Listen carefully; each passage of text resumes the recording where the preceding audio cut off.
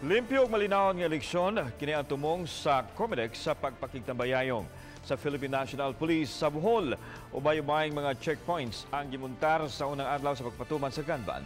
Nunod kini sa pagsugod na sa election period alang sa nagkaduol nga piniliay karong Mayo. Apan di sama dinhi sa Subo, walay nakuhang mga kontrabando ang mga pulis.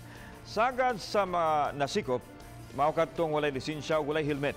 Pinagi sa checkpoint, dali rang masakpan ang mga malapason sa election Ganban ug makatabang sab aron masulbad ang paglihok sa mga kriminal.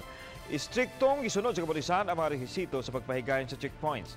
Sama sa pagpahigayon ini sa hayag nga dapit ug pagrespeto sa kapulisan sa mga motorista ug sa ilang mga katungod.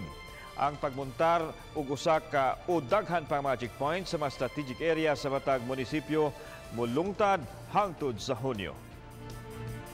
Sa pagkakaroon, wala pa min na intercept na firearms, wala pa min na confiscate. Since na checkpoint ni ato ang gi-establish, ang tanan na moagi dire vehicle or motorcycle ato ang gina-inspection.